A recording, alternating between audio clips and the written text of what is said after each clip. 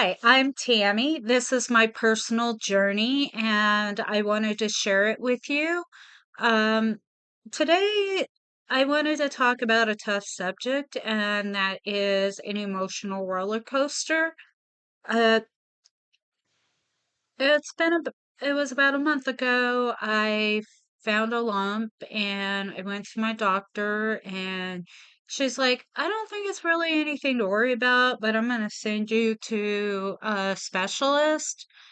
And they'll get you an ultrasound and they'll get you a mammogram and check it out. So I was like, okay. You know, in my mind was reeling is I'm going to a specialist. What if I have cancer? If it's cancer, um, where do I go from here? Although I went through a similar situation with my husband, I still was traveling this myself. And then I finally got in with them for an ultrasound, a mammogram, a 3D mammogram because the original one it was just kind of what they call murky, you know, non-descriptive where they put me in with the 3D and it showed a slight milkiness, but the 3D one, I looked through it with the tech. She didn't give me a diagnosis. She just ran through with it, and it was pretty cool looking at it. I was like, "Oh, you can see this. Look, duh." She's like, "Yeah." Um, the ultrasound tech, he came in. He's like, I don't think you have anything to worry about. It looks like a lipoma." And the doctor come in, she goes, "Did the ultrasound tech talk to you?" And I was like, "Yeah, he said it was a lipoma." And she goes, "Yeah, that's pretty much what we think it is. We want to give you the option of either doing a regular biopsy or removing it." And I chose to just remove the sucker, it's a Klingon, we don't need it.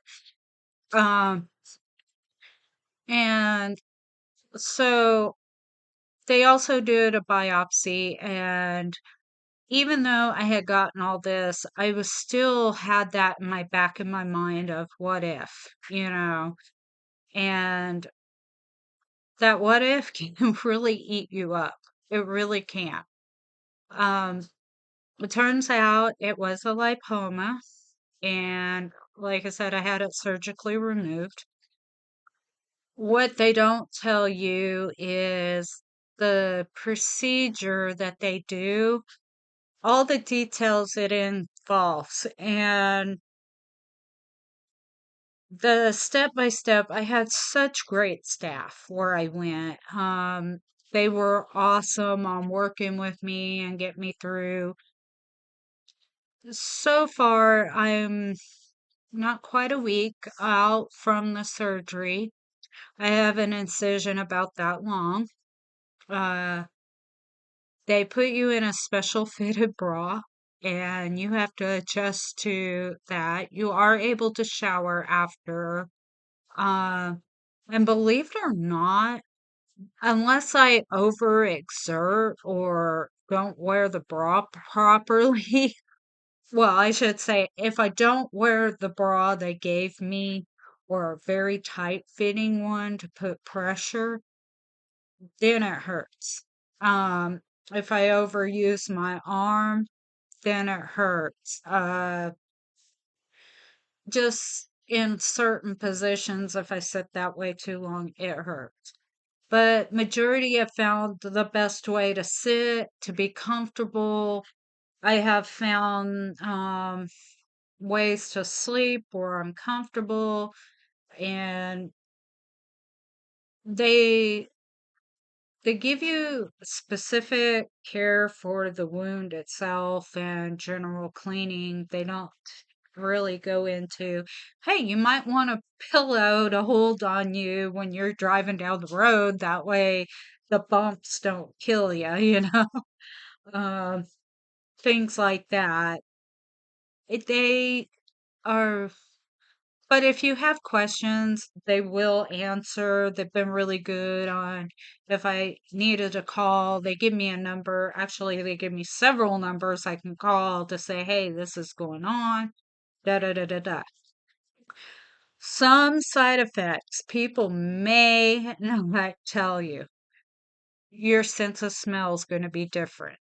You're going to smell a weird smell for a while after. In fact, I smell, even though I had just gotten out of the shower, just washed my hair, put deodorant on, put fresh clothes on, and I smelt this rank, rancid body odor, iron copper smell.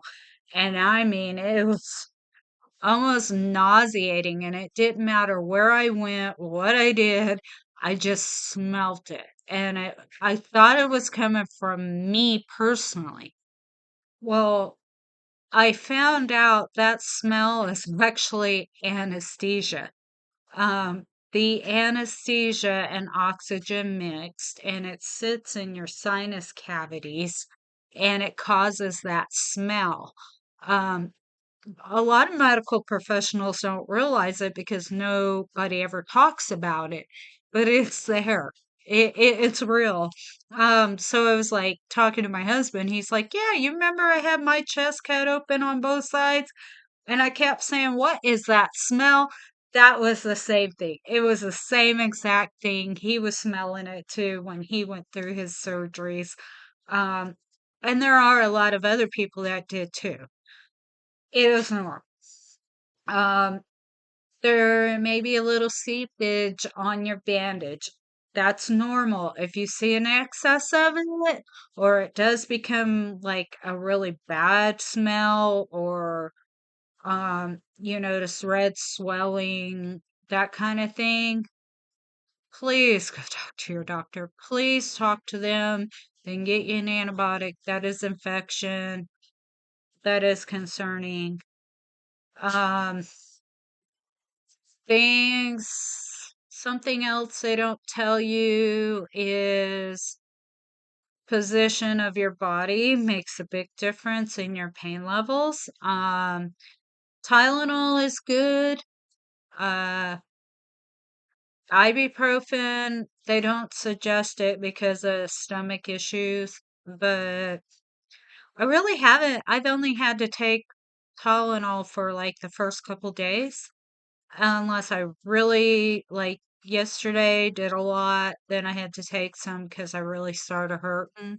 Um, they tell you you can go ahead and do your normal activities, but they give you a weightlifting restriction. Um, truth be told, I'm taking my time on healing. I don't want to overdo it. I don't want to blow stitches. I don't want to hurt myself. And I know there's a certain amount I can do, and there's a certain amount I can't. Um, uh, eating. Make sure you eat healthy. It does make a difference in your energy. It does make a difference in how you feel. A side effect they may not tell you about is nausea and decrease of appetite, which in my case, I can stand use it to lose it, but yeah, it is something that is real there.